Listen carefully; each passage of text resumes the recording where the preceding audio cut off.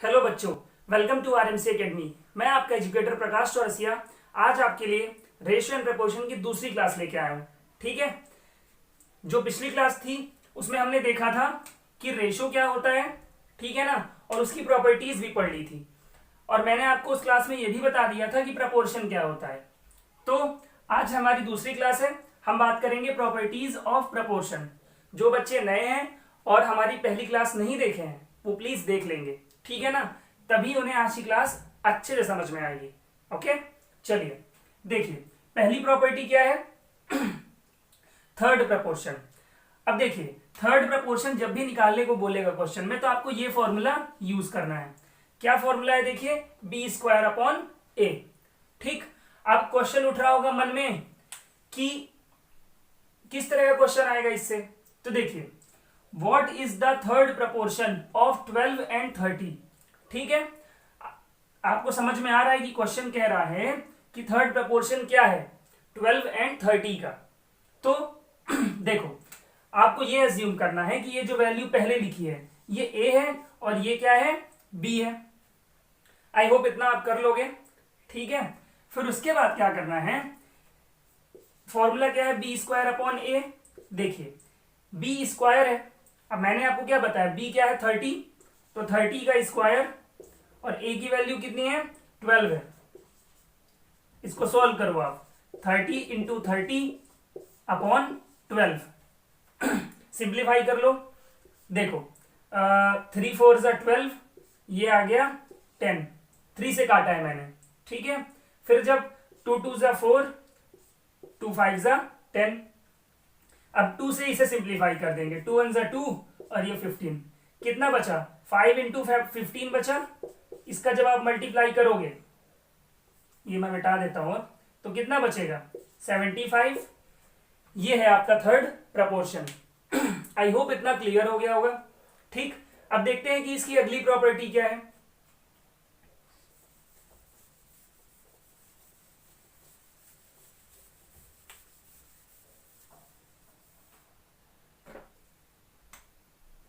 अगली प्रॉपर्टी है बेटा मीन प्रपोर्शन।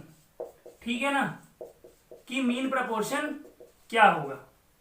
ओके, और इसके लिए फॉर्मूला क्या है? इसके लिए फॉर्मूला है रूट ए बी। देखो, क्वेश्चन किस टाइप का पूछेगा? कहेगा what is the mean proportion of 16 and 25। Question आपसे कहेगा what is the mean proportion of 16 and 25। यहां पे भी कोई दो वैल्यू होगी। ठीक है, ये क्या होगा? हमारा ए हो जाएगा और ये बी हो जाएगा। ठीक है, क्या करना है आपको? रूट में ए बी रख देना है। इसका मतलब क्या है बेटा? रूट ए कितना है? 16। अब यहां पे बीच में इनके कौन सा साइन होगा? मल्टीप्लाई का। बी की वैल्यू कितनी है? 25। ठीक है, अब देखो, अब ऐसा मत करना कि आप इन दोनों का पहले मल्टीप्लाई करो फिर स्क्वायर रूट करो, ऐसा बिल्कुल नहीं है। स्क्वायर रूट में मैंने आपको बताया है, उसकी एक प्रॉपर्टी है कि इसका मतलब ये होता है कि रूट इसके साथ भी है, रूट इसके साथ भी है, तो आप चाहो तो इसे ऐसे भी लिख सकते हो। ठीक है ना। अब देखो, इसको सॉल्व करने के मैंने बहुत सारे मेथड्स बताए बेटा, तो हम स्क्वायर रूट की ज्यादा बात नहीं करेंगे। जिसको भी बेटा स्क्वायर रूट में प्रॉब्लम है वो मेरी स्क्वायर रूट की क्लासेस देख लेगा, तो बेटा वो एक्सपर्ट हो जाएगा। ओके, देखो, मैं आपको यहां पर सिर्फ इतना बताऊंगा कि जब बात करेंगे कि 16 का स्क्वायर रूट क्या होगा? 4 होगा और इसका 5 होगा। एक बार मैं आपको रिकॉल करा देता हूं, जब भी आपसे कोई पूछे कि 16 का रूट क्या होगा, स्क्वायर रूट क्या होगा, तो बस आपको ये याद करना है कि वो स्क्वायर किसका है। 16 4 का स्क्वायर है, इसका मतलब ये है कि जो 16 रूट है उसका आंसर हो गया 4। ये पूछेगा क्वेश्चन तो आपको याद करना है कि 25 किसका स्क्वायर है? 5 का स्क्वायर है, तो बस इसका स्क्वायर रूट क्या हो जाएगा? 5 हो जाएगा। मल्टीप्लाई कर दो, हियर इज योर आंसर। तो ये होता है बेटा मीन प्रपोर्शन। फॉर्मूला आप याद रखना, मीन प्रपोर्शन का फॉर्मूला क्या होता है? Root A B. इसके पहले मैंने बताया आपको थर्ड प्रपोर्शन, उसका फॉर्मूला क्या होता है? बी स्क्वायर अपॉन ए। ये इंपॉर्टेंट है आपके लिए। ठीक है, एक प्रॉपर्टी और जाननी है हमें इसकी,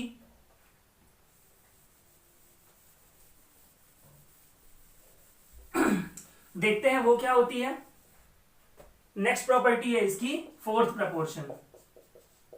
ठीक है, अब हम जानेंगे कि फोर्थ प्रपोर्शन में क्या होता है और इसका फॉर्मूला क्या होता है। सबसे बड़ी चीज तो ये है ना। तो देखिए इसका फॉर्मूला क्या होता है, BC अपॉन A। ठीक है, इसमें क्या होगा बेटा, आपको इसमें आपको 3 वैल्यूज दी होंगी। A की वैल्यू पता होगी आपको, B की वैल्यू पता होगी और C की वैल्यू पता होगी। आपको निकालना क्या होगा, फोर्थ प्रपोर्शन की वैल्यू निकालनी होगी। ठीक है, अब देखते हैं कि इसका क्वेश्चन कैसे फ्रेम होगा। देखो क्वेश्चन आएगा जैसे, what is the fourth proportion of 2, 3 and 4। अब आप सोचिए, देखो जैसे मैं आपको बता देता हूं कि ये A है, ये B है और ये C है। आप सोचते हो कि जरूरी थोड़ी ना है कि हमेशा इसी पैटर्न में वैल्यूज हो। तो मैं आपको ये बता देता हूं कि बेटा वैल्यूज इसी पैटर्न में होगी। जो सबसे पहले होगा A, जो उसके बाद होगा B, जो उसके बाद होगा C। ठीक है, अब मैंने आपको बताया कि फोर्थ प्रपोर्शन निकालने का फॉर्मूला क्या होता है, BC अपॉन A। रखो वैल्यू, B की वैल्यू कितनी है 3, C की वैल्यू कितनी है 4 और A की वैल्यू देखो इन दोनों के बीच में मल्टीप्लाई है, ओके। और A की वैल्यू कितनी है 2। जब आप इसे सिंप्लीफाई करोगे तो कितना आ जाएगा 6। इसका मतलब ये है कि 6 क्या आ गया, आपका आंसर आ गया, fourth proportion. I hope clear हो गया होगा। ठीक है, तो मैंने आपको प्रपोर्शन बता दिया और इसकी प्रॉपर्टीज बता दी। ठीक है, रेशियो प्रपोर्शन की बेटा आज ये चौथी क्लास है एक तरीके से देखा जाए तो। 2 क्लास मैंने काफी पहले अपलोड की थी, अभी एक क्लास मैंने कल अपलोड की है, आई मीन है ना, और आज दूसरी क्लास ये बना रहा हूं। ठीक है, अब हम क्वेश्चंस की प्रैक्टिस करने वाले हैं। आई थिंक अब आपका रेशियो प्रपोर्शन अच्छे से स्ट्रांग हो जाएगा। ये काफी इंपॉर्टेंट टॉपिक है बेटा, इसीलिए मैं इतनी क्लासेस बना रहा हूं इसकी। चलिए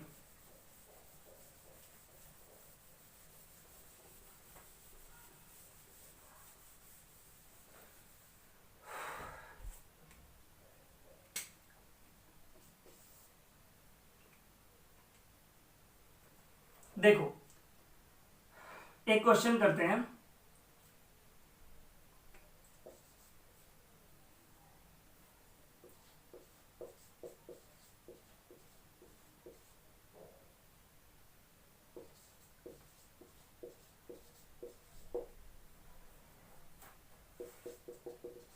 क्वेश्चन लिख दिया मैंने, अब आप देख सकते हैं कि इसे कैसे सॉल्व करना है। बेटा ये ऑफ लिखा है, ठीक है ना, x रेशो 75, फिर ये डबल रेशो है। ठीक है, इसे हम इक्वल भी लिख सकते हैं, 15 रेशो 45। देख सकते हो आप कि निकालना क्या है, x की वैल्यू, मतलब यहां पे क्या आएगा। ठीक है, अब आप देखो मैंने आपको ये बताया था a रेशो b, फिर c रेशो d। हमने इसमें प्रपोर्शन की बात की थी ना जब प्रपोर्शन पढ़ रहे थे, सेम इसी तरीके से ये निकलेगा। सॉरी, देखिए इसको मैंने क्या बताया था, इसको हम लिख सकते हैं a upon B equal C upon D.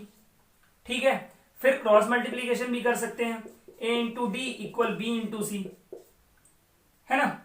इसी तरीके से यहां पे भी सॉल्व होगा। अब देखिए इससे आपका कोई लिंक नहीं है, तो बस एक बार रिकॉल करा रहा था। देखो x रेशो 75 को लिख सकते हैं x अपॉन 75, ओके। फिर इक्वल का साइन आएगा 15 अपॉन 45।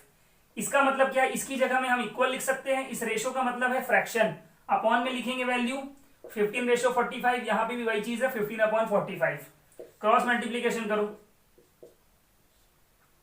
देखो x इंटू 45, इसका इंटू इससे होगा और इसका इंटू इससे होगा। अब हमें जिसकी वैल्यू चाहिए है उसको अकेले करना होगा, मींस x की वैल्यू चाहिए ना, तो x को यहीं पे रखो और इसे उठाकर उधर फेंक दो। ठीक है, देखो 15 इंटू 75 हो गया, ये 45 यहां पे इंटू में है ना, तो ये इधर डिवाइड में आ जाएगा। कहने का मतलब ये है कि कोई भी चीज इक्वल के कोई भी चीज अगर इक्वल के इधर इंटू में है तो वो उधर डिवाइड में हो जाएगी, अगर इक्वल के इधर डिवाइड में है तो वो इंटू में हो जाएगी। ठीक है, एक और चीज समझा देता हूं। ये जो देखो x के साथ जो नंबर है ना वो हमेशा अपॉन में आएगा, खत्म बात। सॉल्व करो। 15 का टेबल आपसे बनता होगा। 15 1 जा 15, 15 3 जा 45। अभी भी काम नहीं बना, अभी और सिंप्लीफाई होगा। जब इससे इसको सिंप्लीफाई करेंगे 25 आएगा, तो आपकी वैल्यू आ गई x इक्वल 25। इसको अच्छे से तैयार कर लो बेटा, ये क्वेश्चन इंपॉर्टेंट है, एग्जाम में आता है ऐसे टाइप का क्वेश्चन। अब मैं आपके लिए नया क्वेश्चन फ्रेम कर देता हूं।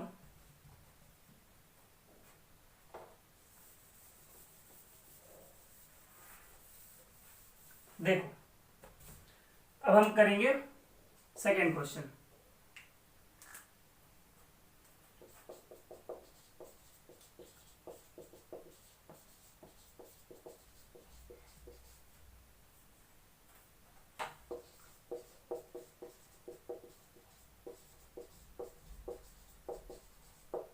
ठीक है, ये रुपीस लिखा है बेटा, ये रुपीस लिखा है और ये पैसे। अब आपको रेशो बताना है 20 पैसे का और 1 रुपीस का क्या रेशो बनेगा। ठीक है, तो आप ये अच्छे से ध्यान रखना, रेशो जब भी हम बनाते हैं तो वो सेम क्वांटिटी में होना चाहिए, सेम यूनिट में होना चाहिए। किसमें? सेम यूनिट में होना चाहिए, क्वांटिटी में नहीं। ठीक है, सेम यूनिट में। अब यूनिट क्या होती है? फॉर एग्जाम्पल मैंने लिख दिया 4 लीटर दूध, तो ये जो लीटर है क्या है? यूनिट है। यहां लिखा है मैंने 20 पैसे, पैसे क्या है? यूनिट है। 1 रुपीज, रुपीज क्या है? यूनिट है। ठीक है, तो यूनिट हमेशा क्या होनी चाहिए? सेम। मतलब अगर ये पैसे हैं तो ये भी पैसे हो, या फिर दोनों ही रुपीज हो, या फिर दोनों ही पैसे हो। तो आपको जो सुटेबल हो आप वो कर सकते हो। देखो, जैसे कि पता है 1 रुपीज में कितने पैसे होते हैं? 100 पैसे होते हैं। देखो, अगर हम पैसे को रुपीज में बनाएंगे तो हमें डिवाइड 100 करना होगा। ठीक है, अगर हम पैसे को रुपीज में बदलेंगे तो डिवाइड 100 करना होगा, और अगर रुपीज को पैसे में बदलेंगे तो हमें इंटू 100 करना होगा। इसके पीछे कॉन्सेप्ट क्या है? देखो, रुपीज होता है बड़ा, पैसा होता है छोटा। आप इस तरीके से याद कर सकते हो कि जब हम रुपीज से पैसे में बदलेंगे, ये बड़ा होता है, ये छोटा। जब बड़े से छोटे में बदलेंगे तो इंटू 100, और जब छोटे से बड़े में बदलेंगे तो डिवाइड 100। ये हर जगह होता है बेटा, चाहे लीटर मिलीलीटर की बात हो, चाहे किलोग्राम और ग्राम की बात हो, चाहे किलोमीटर और मीटर की बात हो, चाहे मीटर और सेंटीमीटर की बात हो। बस हाँ, जब लीटर की बात करेंगे, किलोमीटर की बात करेंगे, ग्राम की बात करेंगे तो यहां 1000 हो जाएगा, बस। बाकी सब सेम रहेगा। तो एक काम करते हैं, 20 पैसे यहां पे है, इसको रहने दो, रुपीस को पैसे में बदल लेते हैं। 1 रुपीस में कितने पैसे होते हैं? 100 पैसे। कितना इजीली बदल गया ना, ये लिखा ही है। तो देखो, 20 पैसे ऊपर आएगा और 1 रुपीस बराबर होते हैं 100 पैसे, ये नीचे आएगा। इसको सिंप्लीफाई कर दो, 0 0 कट गया, कितना बचा? 1/5। ये आ गया आपका आंसर।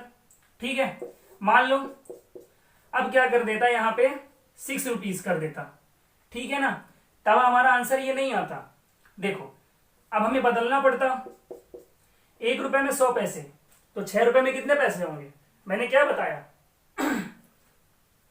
1 रुपए में 100 पैसे हैं, 6 रुपए में कितने पैसे होंगे? क्या करोगे? मल्टीप्लाई।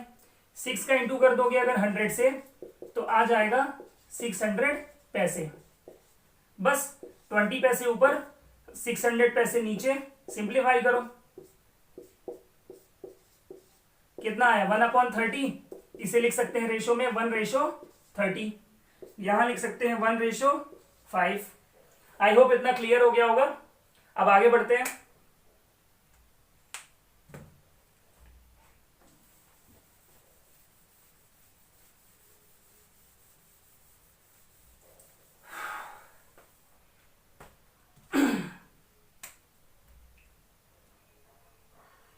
चल, एक और क्वेश्चन है।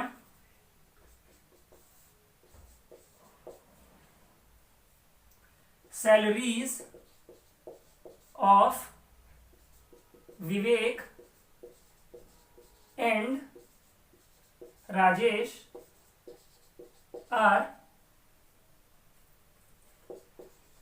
₹1400 एंड ₹1600। अब क्वेश्चन पूछ लिया आपसे find out the ratio of their salaries. ठीक है, अब आपको क्या बताना है, उनकी सैलरी का रेशो बताना है।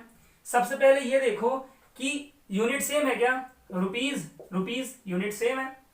किसका किसका रेशो बताना है बेटा, विवेक का और राजेश का। लिखा है ना देयर सैलरी, देयर मतलब उन दोनों की सैलरी का रेशो, तो विवेक अपॉन राजेश। जब भी हमें रेशो बताना होता है तो हम फ्रैक्शन में लिख लेते हैं वैल्यू। ठीक है, तो देखो विवेक यहां नाम पहले आ रहा है, तो ये जो 1400 अमाउंट पहले है वो विवेक की होगी सैलरी। राजेश नाम बाद में है तो 1600 बाद में है तो राजेश की होगी सैलरी। करो सिंप्लीफाई, 20 कट गए। देखो 14 और 16 दोनों किससे कट रहे हैं, 2 से। 2 7 जा 14, 2 8 जा 16, कितना आया 7/8। हम लिख सकते हैं इसे 7:8। आई होप ये भी क्लियर हो गया होगा, नोट कर लीजिए।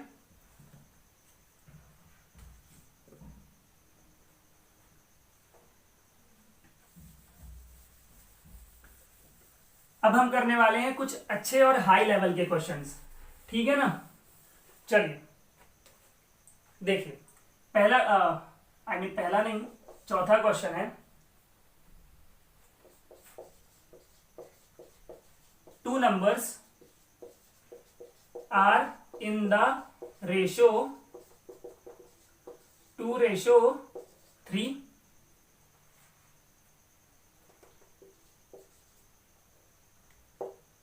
If 9 is added to each, they will be in ratio 3:4।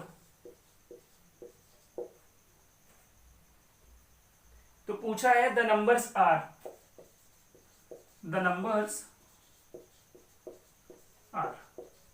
अब आपके लिए बेटा ये अच्छे लेवल का क्वेश्चन है और काफी इंपॉर्टेंट है। अब आपको पहले मैं क्वेश्चन समझा देता हूं कि क्वेश्चन क्या कह रहा है। टू नंबर्स, दो नंबर है बेटा, किस रेशो में है, 2:3 में है। ओके, 2:3 में है। फिर क्वेश्चन कह रहा है if 9 is added to each, इसका मतलब यह है कि इसमें भी 9 जोड़ दिया जाए, इसमें भी 9 जोड़ दिया जाए, तो रेशो कितना हो जाएगा 3:4। मतलब रेशो क्या हो जाएगा 3:4 हो जाएगा। ये कह रहा है क्वेश्चन। तो अब आपको समझना यह है कि इसे हम फ्रेम किस तरीके से करेंगे। ठीक है, देखो अगर ऐसे टाइप का क्वेश्चन आता है तो जो पहला रेशो होता है ना उसे सपोज करना पड़ेगा। देखो वैल्यू है 2:3, जब हम इसे सपोज करेंगे, ठीक है ना, आपको पता होगा x लगा के सपोज करते हैं, तो मान लेंगे कि एक नंबर क्या है 2x है और एक नंबर क्या है 3x है। अब ये रेशो का रोल खत्म हो गया अभी ठीक। लेकिन अब है तो रेशो, और रेशो कैसा आता है, हमेशा फ्रैक्शन में आता है। तो देखो 2x/3x लिखेंगे, 2x/3x। अब मैं क्या कह रहा हूं, if 9 is added to each, अगर दोनों में 9 जोड़ दिया जाए, ठीक है, तो रेशो कितना हो जाता है 3:4 हो जाता है, मतलब इक्वल। अगर हमने ये काम कर दिया तो रेशो बढ़ के 2:3 से रेशो बढ़ के कितना हो जाएगा 3:4, तो इक्वल में लिखेंगे ना ये 3/4। बस बेटा अगर आपने इसको फ्रेम करना सीख लिया तो आप क्वेश्चन को सॉल्व कर लोगे। ठीक है, चलो क्रॉस मल्टीप्लीकेशन से सॉल्व होगा बेटा ऐसा क्वेश्चन। इस 4 का इंटू इधर करना है और 3 का इंटू इन सब में करना है। देखो 4 का इंटू होगा 2x + 9 इक्वल 3 का इंटू होगा 3x + 9। देखो कई बच्चे बेटा डायरेक्टली इंटू कर लेते हैं, ठीक है, लेकिन हो सकता है कुछ बच्चे नए भी होंगे मेरी क्लास में, इसलिए थोड़ा सा मैं डिटेल में समझा रहा हूं। ठीक है, चलो अब मल्टीप्लाई करते हैं। 4 का इंटू जब 2x में करेंगे तो कितना आएगा, 4 2 जा 8 और x, फिर प्लस का साइन है तो प्लस, 4 9 जा 36। ओके, फिर 3 का इंटू 3x में करना है तो कितना आएगा नंबर का इंटू नंबर से कर लो, 3 3 जा 9, एक एक्स है तो एक एक्स लिख दिया, प्लस 3 का इंटू 9 से होगा 27। ठीक है, फिर देखो x की वैल्यू एक तरफ करो, नंबर नंबर एक तरफ करो। देखो 8x यहीं पे रखो आप, इसको उधर ले जाएंगे क्योंकि इसमें x या y कुछ भी नहीं लगा है। 8x है ना, जो x की वैल्यूज हैं उनको इधर रखेंगे और जो सिर्फ नंबर है उनको उधर रखेंगे। तो 8x इधर है, 9x देखो इक्वल के इधर है बेटा, और देख रहे हो यहां माइनस का साइन नहीं है, इसका मतलब है कि ये वैल्यू प्लस की है, और जब ये इक्वल के इधर आएगा तो माइनस की हो जाएगी। यहां क्या वैल्यू बची 27, 9x के जाने के बाद क्या बचा 27, ये प्लस 36 इधर आएगा तो माइनस 36 हो जाएगा। अब सॉल्व करो, 8x में से 9x गया तो कितना बचेगा, माइनस 1x बचेगा बेटा। आई होप आपको दिख रहा होगा, माइनस 1x बचेगा। ठीक है, माइनस 1x। कैसे, इसके पहले प्लस है और इसके पहले माइनस है, प्लस माइनस क्या होता है, माइनस होता है ना। तो हमेशा माइनस कैसे करते हैं, बड़े में से छोटी वैल्यू को घटा देते हैं। तो 9 में से 8 गया 1, साइन उसका आता है बेटा जिसकी वैल्यू बड़ी होती है। माइनस की वैल्यू देखो बड़ी है ना, इसलिए माइनस का साइन आया है। ओके, फिर यहां पे भी वही सेम चीज है, तो यहां पे आ जाएगा -9। अगर इक्वल में दोनों साइड माइनस होगा, अगर इक्वल में दोनों साइड माइनस होगा तो माइनस माइनस बेटा कट जाएगा, फिर बचा क्या, x इक्वल 9। इस 1 की जरूरत नहीं है, अगर आप चाहो तो ये 1 कहां आ सकता है, अपॉन में आ सकता है। तो आई होप आपको ये समझ में आ गया होगा। x इक्वल 9/1, इसे हम लिख सकते हैं x इक्वल 9। डिनोमिनेटर में अगर 1 है तो उसे हम छोड़ सकते हैं और लिख सकते हैं x इक्वल 9। अब आ गया हमारा question number 5।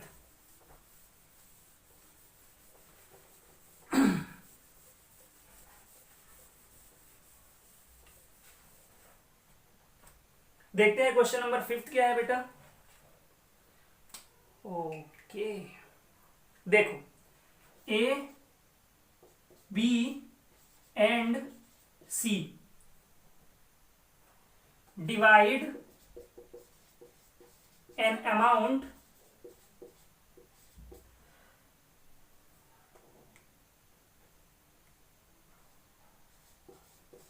rupees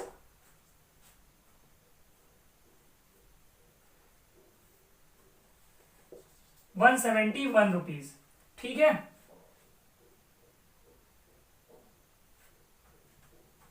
amongst themselves in the ratio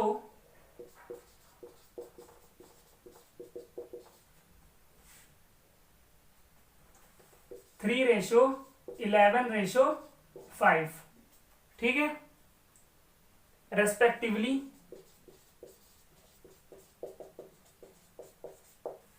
तो बताना है what is the share of B. ठीक है, हमें बी का शेयर बताना है बेटा। ये क्वेश्चन आपके लिए वेरी वेरी इंपॉर्टेंट है। ठीक है ना, बहुत ज्यादा इंपॉर्टेंट है। ठीक है, देखो मैं आपको सबसे पहले एक क्वेश्चन बता देता हूं कि क्वेश्चन कहना क्या चाहता है। ठीक है देखो एक अच्छा सा क्वेश्चन मिला है, पहले हम उसी की बात करेंगे। ठीक है, मान लो बात करते हैं कि हमारे घर में कोई मेहमान आया। ठीक है, और जो बच्चा मेरी क्लास देख रहा है वो सोच ले कि 3 भाई बहन है। कितने भाई बहन है, 3। ओके, मान लो ए बी और सी, 2 भाई 1 बहन या तीनों बहन या तीनों भाई, उससे मतलब नहीं है। ठीक है ना, 3 भाई बहन है। ठीक, कोई घर में मेहमान आया और उसने कहा कि एक काम करना, ये लो बेटा 100 रुपए। जब कोई गेस्ट हमारे घर पे आता है, रिलेटिव्स, तो जब वो जाते हैं तो कुछ पैसे दे के जाते हैं, है ना, कि बिस्कुट खा लेना, है ना, या टॉफी खा लेना या चॉकलेट खा लेना। तो अब कहने का मतलब है कि ए सबसे बड़ा है, फिर बी थोड़ा उससे छोटा है, और सी जो है छोटी है, लड़की है। ओके, दो भाई हैं और एक बहन। ये बड़ा है, ये दोनों बड़े हैं और ये छोटी है। तो नॉर्मल सी बात है ना, जो बच्चे बड़े होते हैं उन्हें पैसे ज्यादा दिए जाते हैं और जो छोटे होते हैं उन्हें थोड़ा कम दिए जाते हैं। ये पार्शियलिटी बेटा हर घर में होती है। ओके, तो मान लो 100 रुपए दिए गए और जिसने 100 रुपए दिए, जिस गेस्ट ने, उसने बता दिया कि जो पैसे है ना, आपको पता है किस रेशो में लेना है, 5, 3 और 2। आपको पैसे किस रेशो में लेना है, आपस में बांटना है 5:3:2। इस रेशो में आपको पैसे आपस में बांटने हैं। तो अब सबसे बड़ी दिक्कत यह है कि कैसे बांटेंगे, तो मैं आपको वही बताने वाला हूं। अगर आपने इसे समझ लिया तो इसे करने की जरूरत ही नहीं है, कॉपी पेस्ट है, बस मैंने वैल्यू चेंज की है। ओके, देखो कैसे करते हैं। सबसे पहले क्या करेंगे, हम इन सबका फ्रैक्शन बनाएंगे। अब फ्रैक्शन बनाएंगे कैसे, देख लो। जैसे एक ही बात कर रहे हैं ना, तो 5 लिख लो ऊपर, ये न्यूमरेटर में लिख लो आप यही चीज जो बोल रहा है, इसमें 3 लिख लो, इसमें 2 लिख लो। डिनोमिनेटर में क्या करते हैं, इन सबका सम, 5 3 8 2 10 हुआ ना, अपॉन में 10 अपॉन में 10 अपॉन में 10। अब आपको जिसका निकालना है उससे इसका इंटू कर दो। देखो कैसे, अच्छे से समझा रहा हूं। मैंने आपको बताया कि ये रेशो दिया हुआ है, इस रेशो में आपको 100 रुपीज आपस में बांटना है। आप कैसे बांटोगे, सबसे पहले आपको फ्रैक्शन बनाना होगा। कैसे बनाओगे, जैसे पूछ लिया जाए ए का फ्रैक्शन, ए की क्या वैल्यू होगी, तो आप ये जो 5 है उसको ऊपर लिखोगे और अपॉन में डिनोमिनेटर में इन सारे रेशो का सम लिखोगे। इनका सम कितना है 10, इसका 3 है, न्यूमरेटर 3, और जो डिनोमिनेटर होगा इन सब का सम 10। 2 है, लिख दिया, इन सब का सम 10।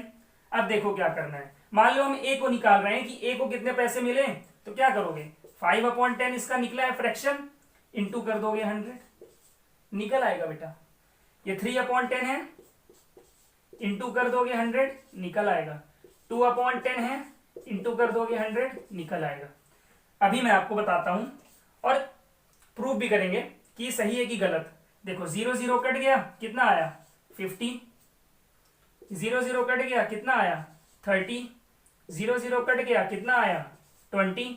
अब आप खुद देखो, 100 रुपए 3 लोगों में बांटने थे, ए को मिला 50, बी को मिला 30, सी को मिला 20। कैसे चेक कर सकते हैं हमारा आंसर सही है कि गलत, आप इन सबको सम करो, इतना आना चाहिए। 53 30 80 और 80 में 20 जोड़ा 100। डेट मीन्स हमारा क्वेश्चन क्या है, सही है। चलो आगे बढ़ते हैं। तो ये हो गया। अब देखते हैं अपना क्वेश्चन, है ना।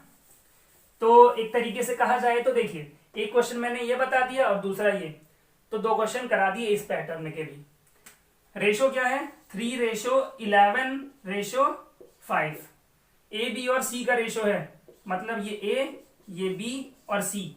किसका पूछा है, क्वेश्चन समझाने की जरूरत तो है नहीं, ए बी और सी है, तो इतना पैसा 3 लोगों में बांटना है। किस रेशो में, इस रेशो में, लिख लिया। पूछ रहा है what is the share of B, मतलब बी को कितने रुपए मिले। हमने जो अभी समझाया है आपको, उसमें मैंने तीनों की वैल्यू निकाली, ए की भी, बी की भी, सी की भी। हम तीनों की वैल्यू नहीं निकालेंगे, जिसकी पूछेगा उसकी निकालेंगे। किसकी पूछ रहा है, शेयर ऑफ बी। देखो बी की वैल्यू कितनी है, 11 में है ना, तो देखो 11 लिखो और अपॉन में क्या लिखोगे, इन सबका सम। तो 11 3 14, 5 19 आया। इंटू क्या करेंगे, यहां पे 100 रुपए बांटने थे तो इंटू 100 कर दिया था हमने। यहां पे कितने रुपए हैं 171, इसलिए इंटू 171 कर देंगे।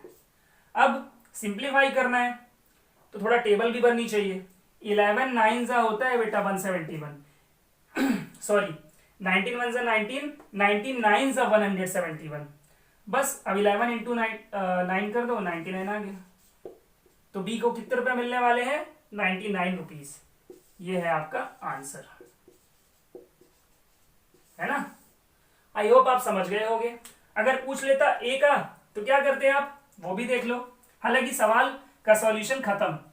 अब मैं आपको एक्स्ट्रा बता रहा हूं, मान लो ए का पूछता तो 3 अपॉन इन सब का सम कितना है 19, इंटू क्या करते 171, सॉल्व हो जाता।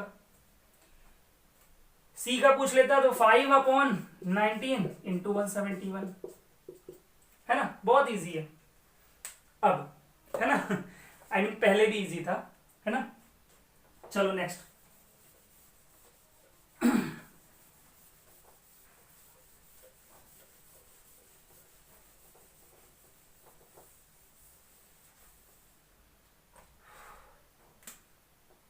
अब बात करते हैं क्वेश्चन नंबर 6 की।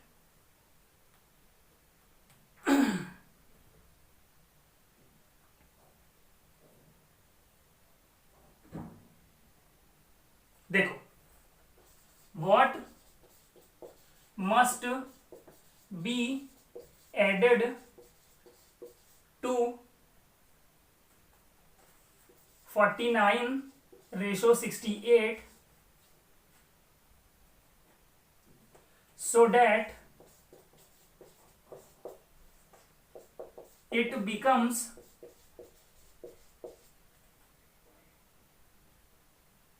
3:4। देखो, अभी मैंने इसके पहले एक क्वेश्चन समझाया था आपको, ठीक है। उसमें क्वेश्चन ये था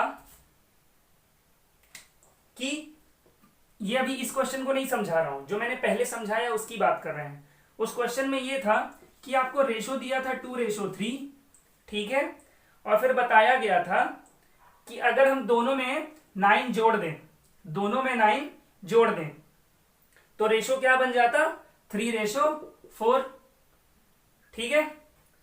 तो मैंने इसको बताया था कि 2x/3x प्लस 9 इक्वल 3/4। ये मैं ऐसे समझाया था, ओके। वेट करो, मैं क्यों बता रहा हूं बताता हूं। ये क्वेश्चन उससे अलग है, ठीक है। ये क्वेश्चन क्या है, उससे अलग है। उस क्वेश्चन में, इस वाले में पूछ लिया था कि ये जो रेशो दिया है 2:3 ना, इसके नंबर्स क्या है, ठीक है ना। देखो, किसी दो नंबर का ये रेशो होगा, कैसे, मान लो एक नंबर है 4, एक नंबर है 6, इसका रेशो निकालो तो कैसे निकालोगे, ऐसे निकालोगे, अपॉन में करके, काटे आ गया 2/3, लिख दिया 2:3। तो ये आपको दिया था, फिर बताया कि मैंने 9 जोड़ा तो इतना आ गया, तो पूछ लिया कि ओरिजिनल नंबर क्या है, तो ओरिजिनल नंबर हमने निकाल लिया। अभी तो मैंने आपको गेस में बता दिया 4 और 6, ठीक है। तो ये हो गया ओरिजिनल नंबर। अब यहां पे क्या कह रहा है बेटा, यहां पे क्वेश्चन कुछ और कहना चाहता है, समझना क्या। यहां पे क्वेश्चन कह रहा है कि 49:68 है, 49:68 है। रेशो को फ्रैक्शन में लिख लिया, ठीक है। इसमें कह रहा है क्या जोड़ दिया जाए। इस क्वेश्चन में बता दिया था कि हमको 9 जोड़ना है, तब आएगा 3/4। इसमें ये नहीं बताया है कि क्या जोड़ना है, तो इसलिए इस क्वेश्चन में हमने यहां x मान लिया था, क्योंकि पता था कि 9 जोड़ना है। अब यहां पे नहीं पता है कि क्या जोड़ना है, बस इतना कहा गया है कि हम ऐसा क्या जोड़ दें, ठीक है, हम ऐसा क्या जोड़ दें। तो इसलिए हम यहां पे x नहीं मानेंगे, प्लस x मानेंगे। आई होप आप समझ गए होंगे मेरी बात, ओके। अब क्वेश्चन समझो, 49:68 में हम क्या जोड़ दें, 49/68 में हम क्या जोड़ दें, x जोड़ दिया हमने, जिससे वो नंबर कितना हो जाए, 3:4 हो जाए, ठीक है। घबराने की बात नहीं है, बस सॉल्व करने की जरूरत है। करो सॉल्व, क्रॉस मल्टीप्लीकेशन से होगा, 4 का इंटू इधर करना है 49 प्लस एक्स, 3 का इंटू करना है 68 प्लस एक्स। करो सॉल्व।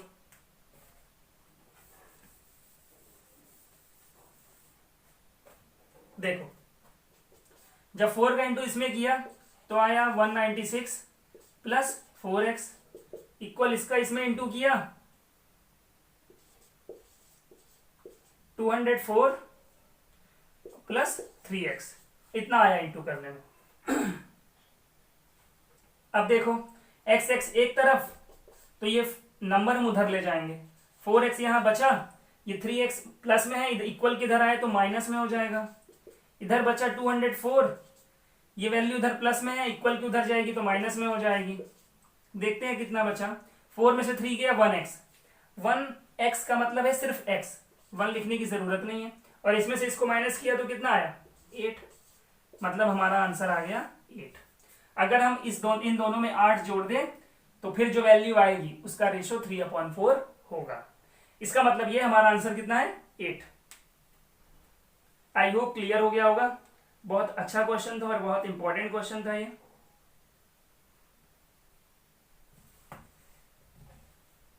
चलो आगे बढ़ते हैं।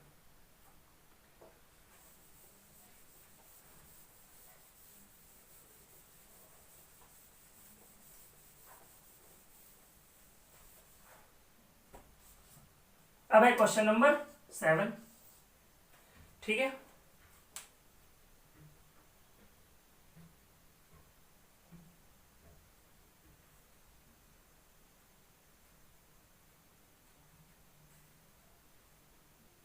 देखो in A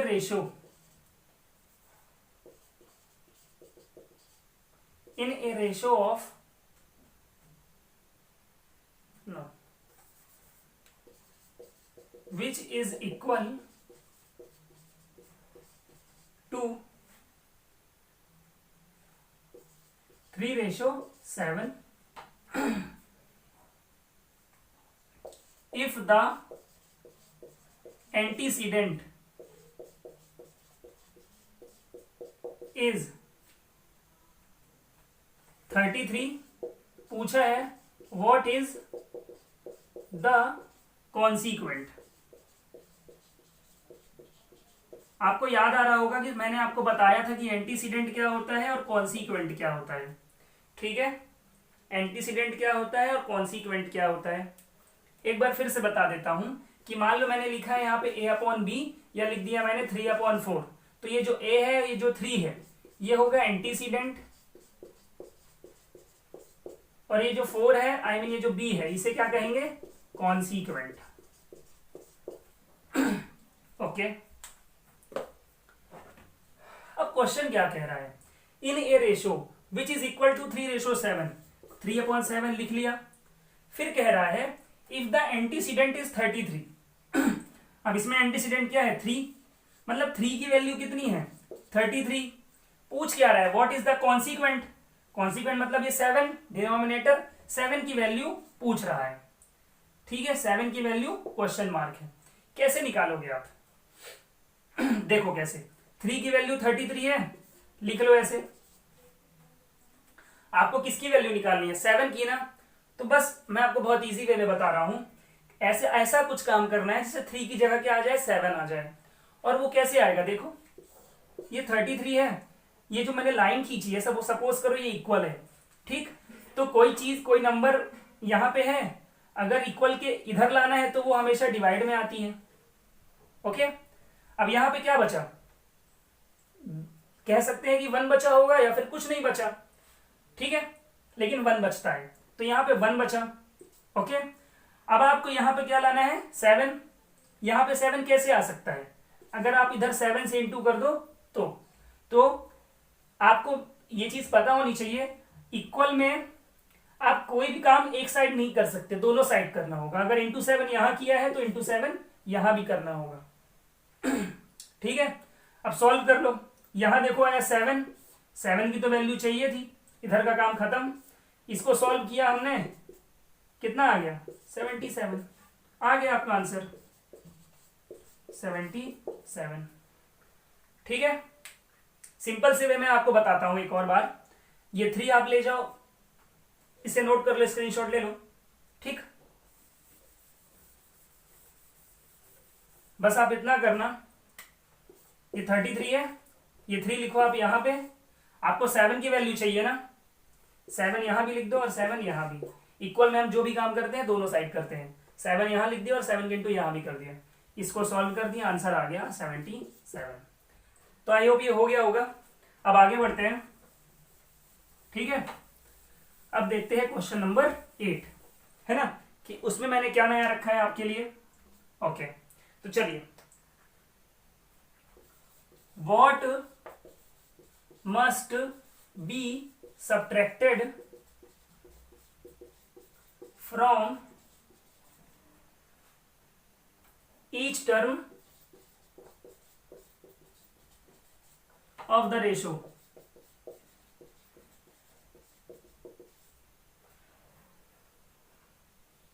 Three ratio two, so that it becomes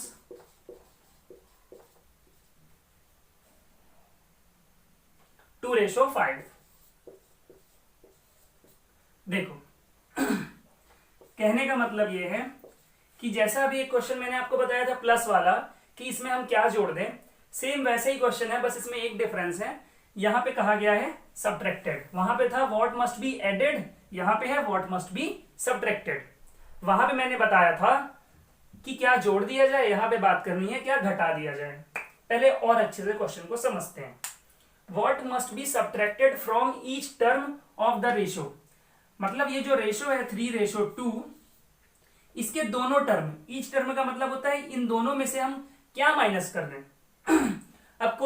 अब घटाने को बोल रहा है ना, तो कोई कॉमन चीज होगी। कॉमन का मतलब ये है, अब देखो वैल्यू नहीं पता, मान लो अगर 2 घटाना है तो 2 इसमें भी घटाओ 2 इसमें भी, है ना।